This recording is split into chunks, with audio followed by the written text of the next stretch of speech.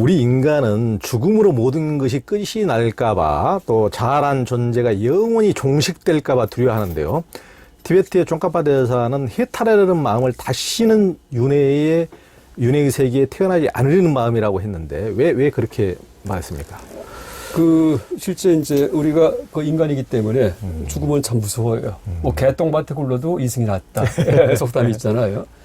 그러니까 이제 죽는 것보다는 그냥 막 빌어먹고 살아도 그게 낫겠다. 이런 마음이 듭니다. 근데, 뭐, 이제, 솔직히 저 같은 경우에도요, 내 생에 내가 다시 또 이 정도 태어나가지고서 어릴 때 젊을 때 힘들고 여러 가지가 이제 고통이 많았지만은 그래도 이렇게 사는 거, 살만해요. 그럼 저는 이제, 만약에 그 보장만 된다면은요, 그냥 또 인간 태어나고 싶어 할 겁니다. 종교수행도 안 하고. 왜? 항상 이렇게 태어나기 때문에, 살만하기 때문에. 근데 전체 생명의 세계를 갖다가 이렇게 관찰해 보면은요, 지금 이렇게 사는 거는 이건 보통 행복한 삶이 아니에요. 아주 너무나 희귀하고 드뭅니다. 하루에도 잡아먹는 생명체가 한두 마리가 아니에요. 그래서 소고기, 돼지고기, 멸치볶음에다가 뭐 매일매일 그러니까 남의 고통을 갖다가 딛고서 내가 이렇게 짜릿하게 살고 있거든요. 그렇죠. 그러니까 따져보니까 확률적으로 볼 때 내가 또 나한테 이 삶이 그냥 오기는 거의 불가능하구나 하고 알게 됩니다.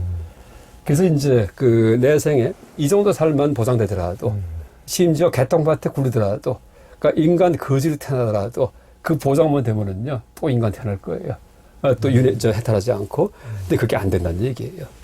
내 생에 다 짐승, 그러니까 부처님 가르침에 의한다면은요 거의다가 짐승, 축생, 곤충, 지네 다 그렇게 태어납니다. 지옥, 악의 귀신 이런 식으로다가 그러니까 웬만큼 잘 살지 않으면은 또 인간 몸 맞기 힘들다라고 얘기하시는데 이제 그게 공평한 겁니다. 왜냐하면 인간이 또 계속 인간 태어나면은요 닭과 돼지, 개가 대모할 거예요. 왜 쟤들만 또 계속 인간 특권 주냐고 그렇거든요. 똑같은 생명체인데 출발점은 다 똑같아요. 한 점 0.1mm짜리 수정란입니다. 그리고 개도 강아지, 암놈 강아지 자궁 속에 점 하나가 박히면은 그놈이 커서 강아지가 되고, 쥐도 마찬가지고, 소든 말이든 다 똑같습니다. 인간도 마찬가지입니다. 근데 어떤 놈은 그 점이 자라갖고서 폼 잡고 인간이 돼버리고, 어떤 놈은 그 점이 자라갖고 찍찍거리고 앉아갖고, 이게 말이 안 되는 겁니다.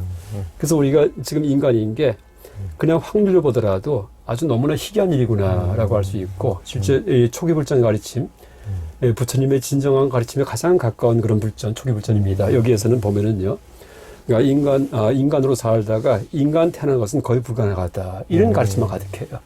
인간이 또 인간이 태어났는데 단 한마디가 없습니다. 한마디가. 그래서 우리가 희망상 가지고 이제 나는 다시 태어나도 뭐 당신만을 사랑하리라. 이런 노래를 만드는데 그건 그냥 희망상이지 그냥 수학적 확률론으로 보더라도요. 불가능합니다. 그러니까 이제 내 생에 내가 지금 인간이지만은 내 생에 쥐새끼, 지옥, 아기, 축생에서 또 수십억 년을 있어야지 돼요. 그러다가 또 겨우 한 번 인간이에요. 그럼 또 다시 내가 그냥 윤회의 세계에 있을까, 남아있을까? 싫어요. 그럼 열반? 그쵸, 아예 사라진 게 낫겠습니다. 그래서 이제 정멸을 추구한다라고 이렇게 얘기합니다. 그래서 어떻게 비유하냐면 쫑카파 스님이 이제 이 열반에 대해서, 열반을 추구하는 출리심에 대해서 어떻게 비유하냐면은요, 큰 마당이 있는데 아주 넓은 큰 무슨 아마 잠실 운동장 같은 마당일 겁니다. 가운데 꿀단지가 하나 있어요. 너무나 맛있는 꿀이 있는데 이제 그 마당에는 가시가 잔뜩 깔려 있습니다. 가시가. 근데 그 꿀을 먹으려면은요 맨발로 가시에 찔리면서 걸어가서 먹어야지 돼요. 그러면 이제 꿀을 먹을 수 있어요. 근데 중간에 막 살이 찢기고 피가 나고 가시가 박히고 난리가 날 겁니다. 이게 이 꿀 먹기 위한 이제 그런 운동장의 모습인데, 네가 저 운동장에 맨발 벗고 들어가겠느냐 하고 묻습니다. 안 들어가잖아요. 그게 출리심이에요. 다시는 내 생에 내가 안 들어오겠습니다. 그래서 그 내 생에 지금 이런 삶이 보장만 된다면은요, 출리심이 날 수가 없습니다. 근데 내 생을 그냥 정직하게 객관적으로 보니까 이럴 수가 없구나 하고 알게 돼요. 어떤 생명은 못 나갔고 항상 개로 태어나고 그럴 리가 없습니다. 그래서 이제 항상 내 업이 결정한다는 얘기를 하잖아요. 내가 인간으로서 이제 진짜 그 짐승처럼 살면은 짐승 태어나고, 인간인데 천사처럼 살면은 하늘에 태어나고, 그래서 항상 남에게 선하게 응자하고 하는 이제 그런 도덕성이 중요하다라고 얘기할 수 있겠습니다. 그래서 쫑카파 스님이 이제 열반 태어나지 않는 것, 이것을 말씀하셨지만 우리가 고성전을 모를 경우에는 열반 태어나는 거 끔찍하고 무서워요. 근데 생명의 세계의 보편에 대한 통찰이 있을 경우에는 그거밖에 없겠구나 하고 알게 됩니다. 마당 한가운데 꿀단지 그 주변에 전부 다 가시밭길, 거기에 우리의 윤회의 세계에 들어가는 것은 그 가시밭길을 헤치고 저 꿀단지 먹으려고 네 다시 윤회의 세계 저 윤회의 마당에 가겠느냐. 그 아주 리얼하네요. 네, 그렇게 비유합니다. 아마 그건 좀 꼽았으면 창작일 거예요. 예. 근데 이분이 그 문학적 재능이 뛰어난 분이에요. 예. 경전 인용도 많지만은요, 결정적인 데다가 인용을 쫙쫙 합니다. 예. 네, 당신의 말씀을 갖다가. 예. 그러니까요. 네. 대승보살의 실천 덕목이 육바라밀인데요. 네. 보시, 지계, 인욕, 참먹는 거 인욕, 정진, 선정, 반야. 이걸 이제 육바라밀인데 각각 이제 닦는 것을 말하는데요. 이제 대승보살의 실천 덕목. 이 가운데 보시가 제가보살이 해야 될 보시와 출가자가 해야 될 보시가 다르다고 하는데 어떻게 다릅니까? 그렇죠. 이게 이제, 이거는 용우수 스님께서 쓰신 대지도론에 나오는 말입니다. 그 제가자, 그러니까 보시가 세 가지가 있어요. 그러니까 재보시, 재물보시가 있고요. 약품이든지 돈, 아니면 재물, 먹을 거 이거 주는 거예요. 법보시가 있고요. 그 법은 가르침, 부처님의 가르침을 전해주는 겁니다. 또 하나가 무외시가 있습니다. 무외는 두려움이 없다. 죽음의 공포를 떠는 사람한테 그거 없애주는 것 같은 그런 것들입니다. 그래서 무외시, 법보시, 그 다음에 재보시가 있는데, 이제 어떤 얘기를 하냐 하면은, 제가자는 재보시를 하고, 출가자는 법보시를 하라. 이렇게 써 있습니다. 그러니까 출가자의 본분, 스님의 본분은 가르침을 주는 겁니다. 그리고 제가자의 본분은 이제 재보시가 뭐냐 하면은, 빈궁하고 어려운 분들 도와주는 것도 들어가고, 또 스님들 보면은 다 걸식하시잖아요. 별명이 걸사예요. 이름이요. 비구가. 그렇죠. 그래서 이제 이런 분들한테 그 식사를 제공해드리고 하는 그 역할을 하는 게 제가자다라고 얘기합니다. 그러면서 이제 또 하는 얘기가 이 출가자가 재보시를 하면 안 된다라고 돼 있어요. 출가자는 재물을 갖다가 나눠주면 안 된다는 얘기입니다. 왜냐하면은요, 출가자가 재보시를 하기 위해서는 재물이 있어야 되는데 재물을 모으는 과정에서 기회를 어길 수가 있다라고 얘기를 합니다. 이러면서 이제 출가자의 재보시를 금합니다. 근데 출가자가 재보시를 할 수 있는 경우가 있다는 얘기입니다. 경우를 갖다 하는지 예를 듭니다. 뭐냐 하면은 전생에 공덕으로 얻은 재물은 보시해도 된다. 이게 뭐냐 하면은 전생에 공덕으로 얻은 보물은 뭐냐 하면은 집안의 유산 같은 거 받는 거.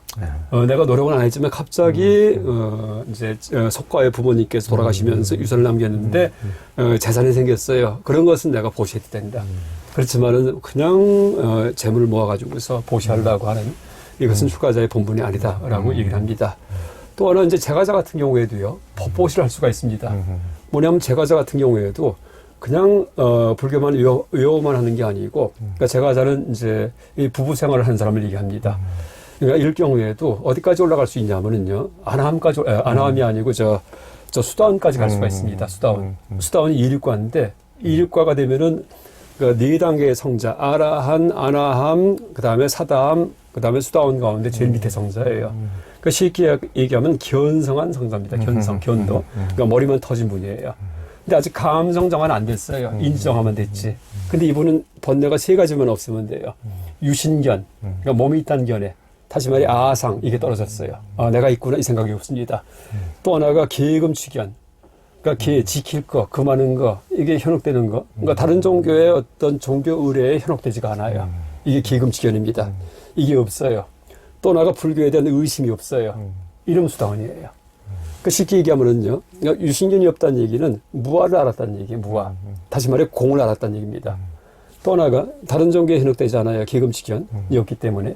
또 불교에 대한 의심이 없어요. 그러면 말뚝 신심이 있다는 얘기예요. 그러니까 줄이면은요, 공을 알고 신심이 투철할 경우에, 이럴 경우에는 수다원이에요. 근데 수다원은 성인에 들어갑니다.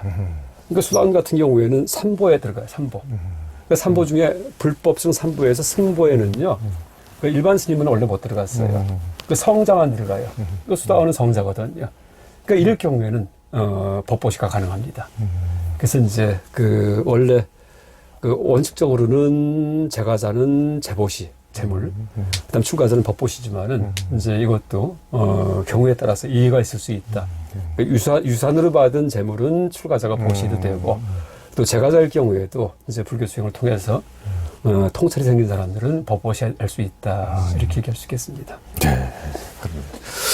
그 이제 또 지계바람일 계율을 지키는 수행이 지계인데 계율을 잘 지킴으로써 얻어지는 공덕이 크다고 그러는데 무엇입니까? 하여간 그 스님의 본분은요 지계예요. 우리가 계정해야지만은요 정해는 그 2차적인 겁니다. 그 스님이 스님인 이유는요. 그러니까 제가 다른 것은 구족교를 받았기 때문이에요. 계가. 그래서 계가 이제 이 비구 스님 같은 경우는 250개, 비구니 스님은 348개를 받잖아요. 그걸 받은 순간부터 계체가 계의 그런 어떤 실체가 그분의 그 몸에 생긴답니다. 그래서 이제 계를 받았냐 안 받았냐에 따라서 그 스님과 스님 아닌 그런 구분이 생기는 거고 우리가 스님께 휘하할 때 그 모습도 아니고 그분의 법문도 아니고 그분의 지혜도 아니고 계체에 귀하는 겁니다. 계체. 그러니까 이제 아무리 나이가 젊은 스님도 출가한 이상은요. 아무리 나이가 많은 제가자도 머리가 수그러집니다. 저희가 그래요. 저희가 이제 불교학과 강의하기 때문에 그 간혹 가다가 이제 우리 졸업생 가운데 출가하는 분들이 계십니다. 그러면은 뭐 당장 가끔 인사옵니다. 그러면 먼저 제가 절을 합니다. 그건 왜 스님이기 때문에 계체가 생긴 분이기 때문에 그리고 우리는 지도를 만드는 분들이고 만드는 사람들이고 그분들은 이제 지도를 갖고서는 떠나는 분들이기 때문에 그래서 이제 어떤 말이 있냐면은 그러니까 계행이 청정한 자에 대해서는 그러니까 계를 잘 지키는 스님일 경우에는 그 스님의 신발에 묻은 먼지도 제가 불자들이 상스럽다고 여겨가지고서 서로 가지고 와서 모신다. 얘기합니다. 너무나 깨끗하게 사세요. 계를 지키고서. 이럴 경우에는 그분 뭐 이게 이 신발에 묻은 흙조차도 신비롭게 보인다는 얘기예요. 근데 이제 어떤 출가자가 법문 참 잘하세요. 말씀 잘하시고. 너무나 이제 그 32상 80종과 같이 진짜 너무나 위기가 어마어마하세요. 그런데 계를 안 지키세요. 그러면은 다 등을 돌립니다. 그래서 이제 우리의 그 귀의심의 이 본질은 계입니다. 근데 그것도 좀 우리가 그 과학적으로 설명한다면은요. 우리가 그 공경하는 사람이 두 가지가 있어요. 이제 뭐냐면은 나보다 지위가 높은 사람들. 근데 지위가 높은 사람한테 대한 공경을 왜 하냐면은 돈이 많든지 권력이 있든지 나한테 이득을 주기 때문입니다. 그렇죠. 나한테 해를 주는 게 아니고 이제 이득을 주기 때문에 승진시키든지 돈을 주기 때문에 그러니까 앞에 소환입니다. 근데 단 그것은 겉으로 흉내만 내요 우리가요. 왜? 정승집 말이 죽으면 문상 가도 정승이 죽으면 문상 안 간다는 속담 있잖아요. 그러니까 이익 때문에 속에서는 전혀 존경할 마음이 없는데 뭔가 바라기 때문에 우리가 머리를 숙입니다. 이게 세속에서의 어떤 존경이에요. 근데 스님에 대한 공경은요. 속과 겉이 똑같아요. 왜? 스님은 절대 나한테 해를 끼칠 분이 아니거든요. 이러니까는 겉으로도 스님에 대해서 귀의하지만은 법문에 대해서 또 계를 지킨 것에 대해서 그러니까 계 때문에 그러니까 계를 지킨다는 얘기는 나를 해줄 분이 아니라는 얘기입니다. 그렇기 때문에 이제 내가 뭐 돈 몇 억이 있어도 스님께 맡기면은요 전혀 그걸 뭐 잃어버릴 염이 없고요. 이렇기 때문에 그래서 이제 스님에 대한 그러니까 출가자에 대한 귀의는 속과 겉이 같다라고 얘기합니다. 그래서 실제 권력자일 경우에는 당사자가 돌아갔을 때는 별로 사람들 안 보입니다. 근데 스님일 경우에는 우리 큰 스님들 열반하셨을 때 뭐 몇만 군중이 모이잖아요. 다. 그래서 그분 뵈지도 못했는데도 불구하고 그래서 이제 속과 겉이 같은 그런 공경을 한다라고 얘기하면 되겠습니다. 그러네요. 그 이제 지관 수행 가운데 이제 지수행, 즉 집중 수행을 할 때 이제 쫑카파대사는 잡념이 많은 사람과 탐욕이 많은 사람이 닦아야 할 수행을 각각 다르게 제시했는데 어떤 게 있습니까? 이게 이제 아까 전선 말씀하셨지만은 거친 그런 그 마음들 있잖아요. 이게 먼저 정리가 돼야지만이 수행에 들어갈 수 있다는 말씀하셨잖아요. 바로 그 얘기입니다. 그래서 이제 그런 그 거친 마음 수행법을 뭐라 부르냐면은 그러니까 지금 두 가지 말씀하셨지만은 오정심 그렇게 얘기를 합니다. 5가지 정자는 버스 정류장할 때 정자예요. 버스 멈추는데 5가지 멈추는 마음이에요. 그래서 5가지가 뭐냐면은 탐욕, 분노. 원래 출가할 때부터 그냥 욕심 많은 분들이 계실 수 있습니다. 수행하기 전에. 또 화를 벌컥벌컥 내는 분도 있어요. 그 다음에 뭐냐면은 마음이 산란심. 그냥 잡념이 많아갖고 ADHD 환자같이 그냥 가만히 앉아있지 못합니다. 이런 사람도 있어요. 또 어떤 사람은요, 뭐냐면은 사견에 빠져갖고, 이제, 사뜬견에 그러니까 세상에 대해서 잘못 생각해요. 세상을 누가 만들었을까? 좋을 수가 있을까? 어떻게 될까? 이런 생각합니다. 이럴 경우에 이제 이런 사람도 있습니다. 또 하나가 무아를 잘 몰라요. 어떻게 왜 무아냐고. 내가 자아가 있지. 그래서 아상이 강한 사람이 있습니다. 그래서 이 5가지 종류의 사람에 대해서 처음에 기초 수행에서 수행법이 달라집니다. 그래서 탐욕이 많은 사람은 부정관. 부정관은 자기 몸이 더럽다는 관찰이에요. 그러니까 쉽게 얘기하면은요, 언제가 내가 죽으면 다 썩는다. 그 다음에 백골, 이 몸속에 해골이 꽉 버티고 있다.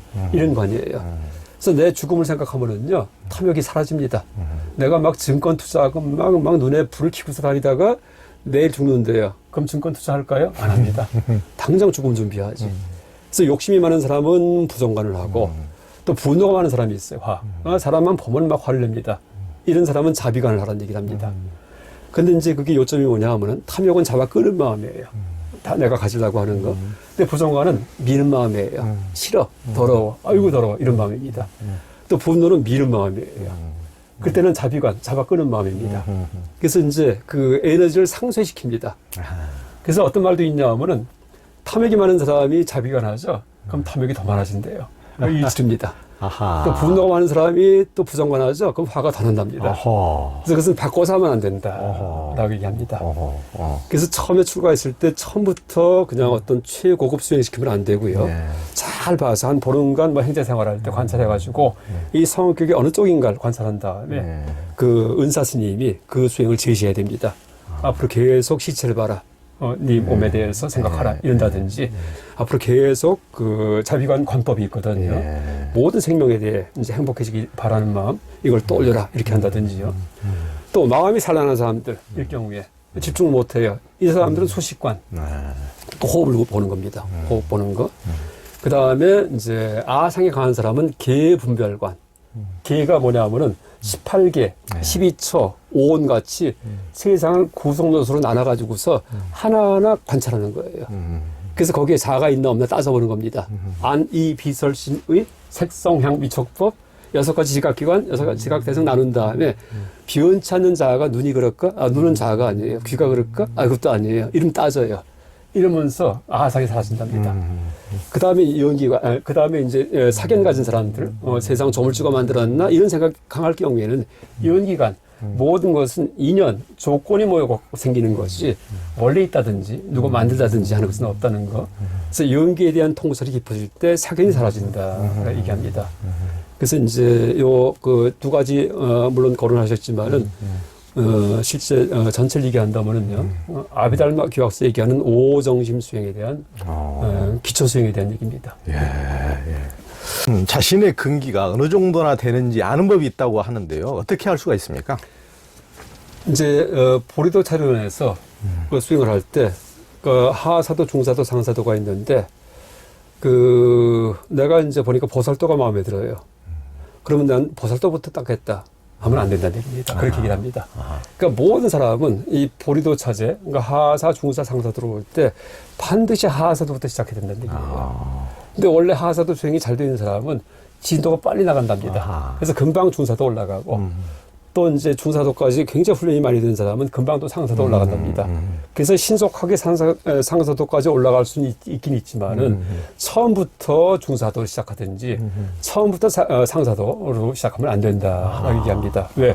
누적적 수행이기 때문이에요. 그래서 이제 보리도 차제로는요. 앞에 수행했던 거가 끝나고 나면은 버리고서 다음에 들어간 게 아니고요. 앞에 거를 끌고서 다음에 올라가요. 또 다음 걸 끌고서 3단계로 올라갑니다.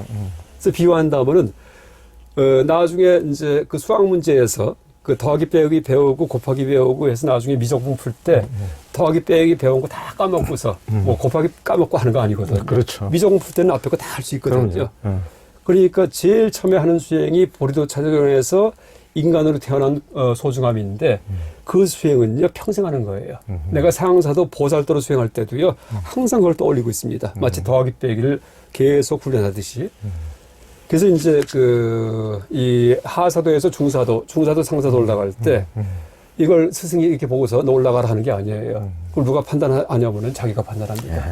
그래서 내가 중사도 올라갈 자격이 있나 하고 판단하려면은 하사도 공부가 다 끝난 날 봐야지 돼요. 하사도는 뭐냐 하면은 이제 도덕성과 도덕성, 종교심이거든요. 그러니까 세속에 대한 미련이 있나 없나 이걸 봐야 됩니다. 그러니까 세속에 대한 미련이 뭐냐 하면은 명예욕, 재물욕 이런 것들이에요. 그다음에 이성에 대한 욕망이든지 이런 것들입니다. 근데 이성은 좀 중사도지만은 그 나한테 재물욕이 있어요 아직이요. 이러면 아직 하사도 안 끝난 겁니다. 왜? 그 나는 언제가 죽는다는 죽음에 대한 명상이 완성되지 않았기 때문에 죽음에 대한 명상이 완성된 사람은요 재물욕이 전혀 없습니다. 죽을 때 못 가지고 가기 때문에 돈에 대한 욕심이 없어요. 아예 물론 돈이 많을 수도 있겠지만은요 거기에 개의치 않습니다. 또 명예욕이 남아 있죠. 이 사람도 하사도가 아직 안 끝난 사람이에요. 왜? 죽은 다음에 명예가 무슨 소용이에요? 뭐 저 멀리 북망산천에 영웅홀이 몇몇이든요 이런 노래가 있습니다. 옛날 노래 중에. 그러니까 이 죽은 나폴레옹한테 나폴레옹의 명예가 무슨 소용이에요? 죽은 아인슈타인한테 아인슈타인 노벨상이 무슨 소용이에요? 그러니까 내가 뭔가 명예에 대한 미련이 아직도 있을 경우에는 아직도 내가 세속 복락에 대해서 아직도 진도가 안 끝났구나 하고 아직도 하사도 머물러야 됩니다. 근데 아직도 남아있는데도 불구하고 중사도 올라가죠? 그럼 나만 피해를 봐요. 왜? 아직도 미쳐. 하사도 진도도 안 끝났는데 더하기도 못 됐는데 갑자기 인수분해 문제를 풀기 때문에 안 풀린다는 얘기예요. 그래서 이제 올라가는 건 자기가 판단합니다. 그래서 이제 그 다음에 중사도 올라갔다가 중사도 올라갔어요. 그게 다 됐기 때문에. 그러니까 중사도가 끝난 거는 어떻게 하냐면요. 내 생에 완전히 사라지고 싶어요. 다시는 태어나기 싫어요. 이런 마음이 들어요. 진짜로. 이게 내 생의 정멸 열반 이게 무섭지가 않아요. 이러면 중사도 끝난 겁니다. 근데 아직도 미련이 좀 있어요. 없어져. 무서워요. 이러면 아직 안 끝난 겁니다. 아직도 뭔가 욕망이 남아 있어요. 욕망 가운데 미세한 욕망이 유애라는 게 있습니다. 존재하고 싶은 욕망. 내 생에 물론 인간 짐승 이건 아니지만은 천상 신 이것도 아니지만은 뭔가 큰 삼昧경지에서 있고 싶은 욕망 이런 것들이 다 유애예요. 이럴 경우에는 이제 열반 정멸 이게 무섭습니다. 근데 이제 그러면은 아직도 중사도에서 그런 유애조차도 다 소멸시키는 수행을 합니다. 그건 뭐냐면은요 삼매의 묘한 경지도 언젠가 무너지고 만다. 무상에 대한 통찰이에요. 8만 겁 지나면 무너진다. 이런 통찰이에요. 상상실은 이럴 경우에 그것도 버립니다. 이때 출리심이 완성됩니다. 그러면 그 다음에 이제 상사도 올라갑니다. 그 다음에 자비심 훈련 또 합니다. 자비심. 그래서 이제 사춘 땅을 사면 배가 아파요. 이러면 아직도 자비심 훈련 안 된 겁니다. 누가 잘 됐다고 제가 얘기를 하는데 질투가 나요. 이러면 아직도 뭐예요? 나한테 보리심이 없는 거예요. 그래서 이제 그게 끝나고 나면은 그 다음에 공성을 이제 다시 체득을 합니다. 그래서 그런 식으로 그 남아있는 번뇌가 아직 있나 없나 이걸 검토해가지고 그러니까 어떤 욕망이 아직 있나 없나 다시 말해 재물욕 아니면 이제 세속에 대한 어떤 욕망 아니면 명예욕 이런 것들 이제 질투심 이런 것들을 하나하나 봐가지고 있나 없나를 봐가지고서 내가 지금 어느 단계다 하고 내 스스로 알 수 있습니다. 그러니까 스승한테 물어볼 필요도 없고 물어봐도 스승이 모르고 그 다음에 내가 스스로 합니다. 수행의 길이 참 어렵고도 참 고맙습니다. 이제 이번에 이제 불교 윤리 즉 이제 불교 이제 계율에 대해서 알아볼 텐데요. 네. 이제 뭐 한국 불교에서 요즘에 이제 말썽이 많았습니다만은 불교에서 가장 중요한 죄는 4가지 발아의 죄인데요. 이 죄를 지으면 이제 승가에서 영원히 추방되거든요. 이 4가지 죄가 무엇이고 이 4가지를 왜 가장 엄하게 처벌합니까? 일단 4가지 바라이체, 그러니까 파라지카, 그러니까 멀리 이제 떨어져 쫓아낸다는 그런 뜻입니다. 파라지카. 그런데 제일 처음에 거론하는 게 성교, 직접적인 성교입니다. 그 이제 성행위가 여러 가지가 있겠죠. 뭐 자의도 있고 이거는 들어가지 않아요. 그 다음에 중주예요. 근데 추방은 안 합니다. 근데 직접 성교인데 그 대상이 직접 인간일 경우에 또 하나가 짐승일 경우에 수간, 또 하나가 시체, 시간 이 3가지가 다 들어갑니다. 그 다음에 이제 2번째가 도둑질인데 일반 사소한 도둑질은 들어가지가 않아요.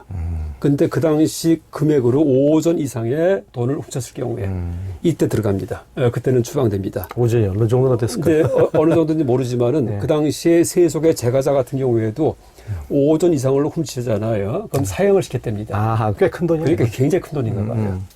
그 다음에 3번째가 살인이에요. 그러니까 살생이 아니고 살인. 사람 죽였을 때.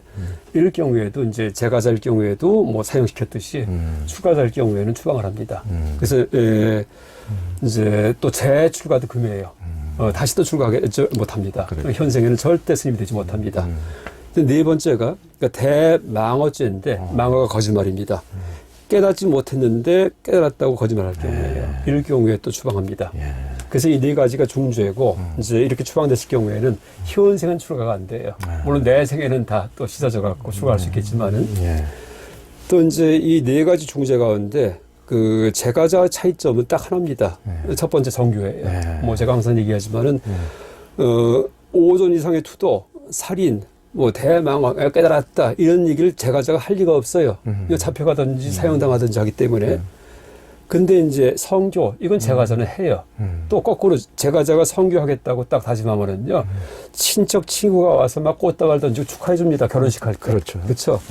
근데 출가자는 단 한 번도 이제 혹시 범할 경우에는요 승복을 받게 됩니다. 그렇죠. 그래서 이 출가와 제가를 가르는 기준은 성행이다라고 얘기할 수 있겠습니다.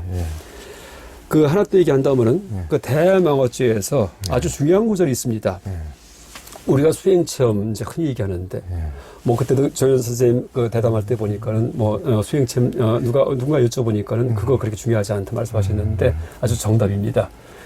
어떻게 얘기가 나오냐 하면은 대망어죄에서 그 이제 깨닫지 못했는데 깨달았다고 막 얘기하고 다녀요. 그랬더니 부처님께서 꾸짖으시면서 뭐라 말씀하시냐 하면은 깨달은 사실이 있더라도 오히려 사람들에게 말해서는 안 되는데 하물며 사실이 없으면서 말할 수 있겠느냐 이렇게 얘기를 하십니다.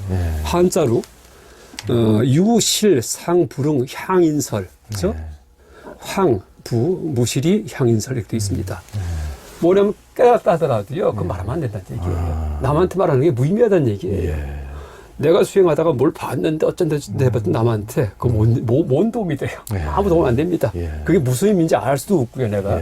그래서 오히려 이제 내가 이렇게 잘난 체하는 어떻게 보면 존경받기 위한 이양받기 위한 그런 수단뿐이 안 됩니다. 그렇죠. 그래서 이제 이 네 가지 큰 절 얘기하지만은 이 교훈 중에 하나는 출가 제가를 가르는 기준은 성행이다. 또 하나가 우리가 수행 체험에 대해서 남에게 그렇게 막 얘기한다는지 하는 것은 굉장히 조심해야 된다는 거. 혹시 이 목적이 내가 다른 걸 목적으로 해서 이걸 얘기하는 게 아닌가 하는 이제 그런 걸 점검해야 된다는 거 이렇게 얘기할 수 있겠습니다. 굉장히 중요하신 말씀입니다. 하여튼 그러니까 이제 하다 보면 수행 체험이 궁금하고 이제 많이 그러기도 하고 그런데 대부분의 그것이 이제 총각파 대사께서도 이제 제대로 뭐 주관 수행이나 자원 수행 전에 이미 전제가 뭔지 이제 하사도 수행에서 처음부터 해야 될 것이 그런 일체의 세속적인 욕망을 떠나는 것을 아주 이제 처음부터 이제 강조했는데 그 본 수행을 제대로 하기 전에 이미 그런 게 안 되는 상태에서 욕망 성취의 일환으로 고시학교 가듯이 이걸 함으로써 대우받고 이제 더 뭐 절받고 존경받고 이렇게 하기 위해서 욕망에 대부분 다 투사해 있는 경우가 많기 때문에 이제 저도 수행 체험을 얘기하는 사람 치고 정신이 온전한 사람을 본 적이 없다고 이제 그렇게까지 표현을 했는데 실은 이제 그런 경우가 워낙 많아서 훨씬 더 그런 것에 일반인들이 좀 이제 현혹을 당하는 경향이 크기 때문에 오히려 그것을 또 내세워서 현혹시키려는 사람들도 똑같이 양쪽이 상응해서 손바닥이 마주침으로써 그렇게 되지 않는가 그런 생각이 많이 듭니다. 다만 불교만이 아니고 종교 체험, 다른 종교도 마찬가지일 겁니다. 그래서 목사님들이든지 신부들이 강론하실 때 자신의 종교 체험을 이렇게 얘기하는 거 이게 이제 그렇게 저는 바람직하지 않을 것 같습니다. 그렇죠. 잘 이끌어주는 게 중요하죠. 특히 이제 그 인류 전체 모든 생명을 만생명을 위한 이게 보편성이 굉장히 중요한 것이 종교 이제 체험 자체가 특수성이기 때문에 예를 들면 뭐 신이 뭐 기독교를 위해서 뭘 하라 그랬다 불교를 위해서 뭘 하라 그랬다고 하면서 뭔가 물론 이제 자기 어떤 부족을 위해서 어떤 종족을 위해서 뭘 했을지 뭐 전달했고도 비슷한 뭐 체험이라고 그러지만은 그것이 그 다른 민족이 봤을 때는 전혀 다르게 또 완전히 살인자이기 때문에 그렇죠. 그러니까 그런 것이 이제 그 종교 체험이라는 것은 정말 많은 모든 사람들을 해치지 않고 모든 사람들에게 도움이 되고 이런 보편성이 굉장히 중요한 것인지 어떤 특수한 체험에 대해서 현혹되는 것은 얼마나 위험한가. 네. 예, 그런 것을 간과해서는 안 될 것 같습니다. 네, 예, 그렇습니다.